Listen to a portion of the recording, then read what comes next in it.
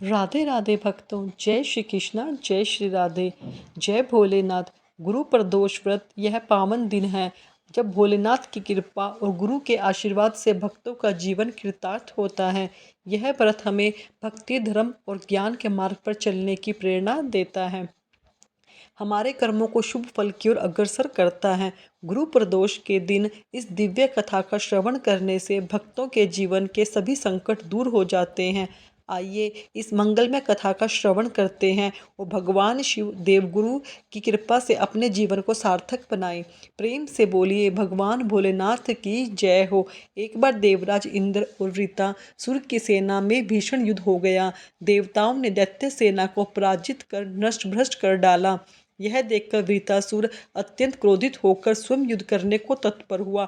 आसुरी माया से उसने विकराल रूप धारण कर लिया। सभी देवतागण भयभीत होकर तब गुरुदेव बृहस्पति की शरण में पहुँचे। बृहस्पति जी बोले, मैं तुम्हें वृत्तासुर का वास्तविक परिचय देता हूँ। वृत्तासुर बड़ा तपस्वी और कर्मनिष्ठ है। देवता गुणों उसमें गंधमादन पर्वत पर घोर तपस्या कर शिवजी को प्रसन्न किया। पूर्व समय में वह चित्रथ नाम का एक राजा था। एक बार वह अपने विमान से कैलाश पर्वत पर चला गया। वहां शिवजी के वाम अंग में माता पार्वती को विराजमान देखकर वह उपहास उड़ाता हुआ बोला, हे प्रभु, मोह माया में फंसे होने के कारण हम तो स्त्रियों के वशीभूत हो, किंतु देवलोक में ऐसा कभी दिखाई नहीं दिया। कोई स्त्री आलिंगनबद्ध होकर सभा में बैठे। चित्रथ की यह वचन सुनकर सर्वव्यापी भगवान शिव हंसकर बोले, हे राजन, मेरा यह व्यवहारिक दृष्टिकोण अलग है। मैंने मृत्युदाता कालकूट महाविष का पान किया है, फिर भी तुम साधारण जन की तरह मेरा उपहास उड़ा रहे हो। इतना कहने के बाद भी भगवान शिव मौन हो गए और मुस्कुराते रहे, किंतु देवी पार्वती को बहुत क्रोध आया और वह क्रोधित होकर चित्रथ से बोली, अरे दुष्ट, तूने सर्वव्यापी महेश्वर के साथ ही मेरा उपहास उड़ाया है, इसलिए मैं तुझे वह शिक्षा दूंगी कि तू फिर ऐसे संतों का उपहास और दुस्साहस कभी नहीं करेगा। अब तू दैत्य स्वरूप धारण कर विमान से नीचे गिर, मैं तुझे श्राप देती हूँ। देवी पार्वती के इस प्रकार शाप से चित्रथ राक्षस योनि को प्राप्त हो गया और त्वष्टा नामक ऋषि के श्रेष्ठ तप से उत्पन्न होकर फिर वृत्तासुर नाम बना। देवता गणों को आगे बताते हुए गुरुदेव बृहस्पति जी बोले, हे देवगणों, वृत्तासुर बाल्यकाल से ही शिव का भक्त रहा, इसलिए हे इंद्र, तुम बृहस्पति प्रदोष व्रत कर भगवान शंकर को प्रसन्न करो। तब देवराज ने गुरुदेव की आज्ञा का पालन कर बृहस्पति प्रदोष व्रत किया।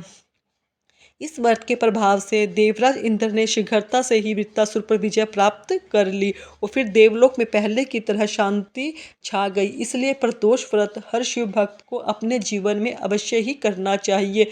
एक बार भगवान शिव देवी पार्वती जी के साथ हरिद्वार भ्रमण पर थे।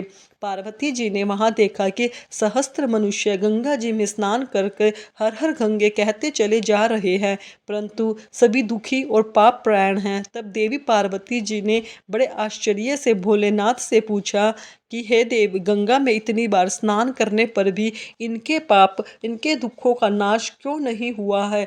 क्या अब पवित्र गंगा जी में लोगों के पापों का नाश करने की शक्ति नहीं रही? तब भगवान शिव देवी पार्वती से कहने लगी, प्रिय, गंगा में तो आज भी वही शक्ति है, परंतु इन लोगों ने पाप नाशने गंगा में स्नान ही नहीं किया, तब भला इन्हें लाभ कैसे होगा? देवी पार्वती ने यह सुनकर बड़ा आश्चर्य किया। फिर पूछा, प्रभु, स्नान कैसे किया है? मैं तो देख रही हूँ कि सभी तो गंगा में स्नान करने आ रहे हैं और अभी तक तो इनके शरीर भी गीले हैं। तब भगवान शिव ने कहा कि हे देवी, यह तो केवल जल में डुबकी लगाकर आ रहे हैं, मैं तुम्हें इसका रहस्य कल समझाऊंगा। अगले दिन बड़े जोर की बरसात होने लगी। सारी गलियां कीचड़ से भर गई। एक चौड़े रास्ते में गहरा गड्ढा था, उसमें चारों ओर कीचड़ ही कीचड़ भरा हुआ था। भगवान शिव ने अपनी माया से एक वृद्ध रूप धारण कर लिया और उस दिन विवश की तरह गड्ढे के में जाकर ऐसे पड़ गया मानो कोई मनुष्य जलता हुआ गड्ढे में गिर पड़ा हो और निकलने का प्रयास करने पर भी निकल नहीं पा रहा था। भगवान शिव ने देवी पार्वती को गड्ढे से थोड़ी दूर यह समझाकर बिठा दिया कि देखो, आप लोगों को सुनो सुनो कहकर पुकारती रहना कि मेरे वृद्ध पति अचानक गड्ढे में गिर पड़े हैं, कोई पुण्यात्मा इन्हें निकालकर उनके प्राण बचाए, मुझ अबला की सहायता करे। भगवान शिव ने कहा कि हे देवी, जब कोई भी मुझे गड्ढे से निकालने के लिए तैयार हो, तुम उनसे बस इतना कह देना कि मेरे पति सर्वदा निष्पाप हैं, इन्होंने अपने जीवन में कोई भी पाप नहीं किया, इसलिए इन्हें वह छुए जो निष्पाप हो। अगर अपने आप जीवन में एक बार भी कोई भी छोटा सा भी पाप नहीं किया तो ही मेरे पति को हाथ लगाना, हाथ लगाते ही आप भस्म हो जाएंगे। तथास्तु कहकर देवी पार्वती जी गड्ढे के किनारे बैठ गई। फिर आने जाने वाले लोगों को भगवान शिव की सिखाई हुई बात कहने लगी। उधर गंगा जी में नहाकर लोगों के समूह आ रहे थे। एक सुंदर युवती यूं दलदल के पास बैठी देखकर कई लोगों के मन में पाप आ गया। कुछ लोग लज्जा के डर से डरे तो डर के, कुछ लोगों को धर्म का भय हुआ, कुछ लोगों को कानून से डर लगा, कुछ लोगों ने तो पार्वती जी को यह भी सुना दिया कि मरने दे उस बुढ़े को, अरे क्यों उसके पीछे रो रही है। आगे और कुछ दयालु सदपुरुष भी थे। उन्होंने करुणा करके युवती के पति को निकालना चाहा, लेकिन जैसे ही उन्होंने उन वृद्ध को वहां से हटाना चाहा, तभी देवी पार्वती के वचन सुनकर वे रुक गए। जो निष्पाप हो केवल वही मेरे पति को छुए, अन्यथा वह भस्म हो जाएंगे। उन्होंने सोचा कि हम तो गंगा में नहाकर आए हैं, तो क्या हुआ, पापी तो हैं, कहीं हाथ ना जल जाए। इस प्रकार वे वृद्ध को निकालने के कारण कहीं इस स्त्री के कहे अनुसार हम खुद भस्म ना हो जाएं। इस तरह सोचकर किसी की हिम्मत नहीं हुई वे उस वृद्ध को दलदल से बाहर निकाल पाए। सैकड़ों लोग आए, पूछकर चले गए। सुबह से शाम हो गई। तब भगवान शिव ने देवी पार्वती से कहा, देखो आया कोई सच्चे हृदय से गंगा जी में नहाने वाला। तभी कुछ देर बाद एक जवान हाथ में लोटा लिए हर हर गंगे कहता हुआ वहां से निकला। देवी पार्वती ने उससे कहा कि वही बात कही। उस नवयुवक का हृदय करुणा से भर गया। उसने भगवान शिव को उस गड्ढे से निकालने की तैयारी की। तभी देवी पार्वती ने उसे रोका और कहा, भाई अगर तुम पूरी तरह से निष्पाप हो तभी मेरे पति को छूना, क्योंकि अगर तुमने जरा भी पाप किया होगा तो मेरे पति को छूते ही तुम भस्म हो जाओगे। लेकिन उस नवयुवक ने बिना कोई संकोच के दृढ़ निश्चय के साथ माता पार्वती से कहा, माते मैं निष्पाप होने से तुम्हें संदेह है क्या? कि आपको नहीं दिखता कि मैं अभी अभी गंगा जी में स्नान करके आया हूँ। गंगा जी में गोता लगाने के बाद कभी पाप नहीं रहता। भला आपके पति को मैं अभी तुरंत निकालता हूँ। कहते ही उस युवक ने वृद्ध को गड्ढे से बाहर निकाल दिया। तब भगवान शिव और माता पार्वती ने उसे अधिकारी समझकर अपना असली रूप प्रकट कर उसे दर्शन देकर कृतार्थ किया। भगवान शिव ने देवी पार्वती से कहा, देखो देवी, कितने लोगों में से बस एक ही मुझे गंगा में स्नान किया है। इस दृष्टांत के अनुसार जो लोग बिना श्रद्धा और विश्वास के केवल दिखावे के लिए, पाखंड के लिए गंगा जी में स्नान करते हैं, उन्हें वास्तविक फल प्राप्त नहीं होता। इसलिए यह मतलब है कि गंगा स्नान व्यर्थ जाता है। गंगा स्नान का बहुत भी पुण्य है। गंगा स्नान करने से सभी पापों से तो मुक्ति मिलती ही है, साथ ही मोक्ष की प्राप्ति भी होती है। ऐसे हमारे धार्मिक पुराणों में वर्णन है। अब सुनिए श्री श्री शिव चालीसा पाठ। जय गणेश गिरजा सुवन मंगल मूल सुजान, कहत अयोध्या दास तुम देव अभय वरदान। जय गिरजापति दीन दयाला, सदा कर संतन भर्तृपाला। भाल चंद्रमा सोहत नीके, कानन कुंडल नागफनी के। अंग गोर सिर गंग बहाए, मुंडल माल तन छार लगाए। वस्त्र खाल बागंबर सोए, छवि को देख नागमन मोहे। मैना मात की हवे दुलारी, वामक सोव छवि न्यारी। कर त्रिशूल शोभा अति बारी, कर सदा शत्रुन शयकारी। नंदी गणेश सोहे तय कैसे, सागर मध्य कमल है जैसे। कार्तिक श्याम और गणराऊ, यह छवि कोई जात न काऊ। देवन जब ही जाय पुकारा, तभी दुख प्रभु आप निवारा। किया उद्र तारक भारी, देवन सब मिली तुम्ही जुहारी। तुरंत षडासन आप पठायो, लविन मेष में मार गिरायो। आप जलंधर असुर संहारा, सूयस विदुत संसारा।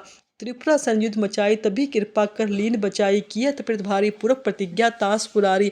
दानन में तुम सम नहीं कोई, सेवक स्तुति करे सदा ही। वेद माई महिमा तब गाई, अखत अनादि वेद न पाई। प्रगट उठी मंथन में ज्वाला, जरत सुरासुर बहे विहाला। किन्ह दया तय करे सहाय, नीलकंठ तब नाम कहाई।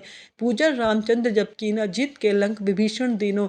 सहस कमल में हो रही धारी, किन्ह परीक्षा तबे पुरारी। एक कम प्रभु राखो जो, एक कमल नयन पूजन चै सोई। कठिन भक्ति देख देखी प्रभु शंकर भय प्रसन्न दिए इच्छित बर।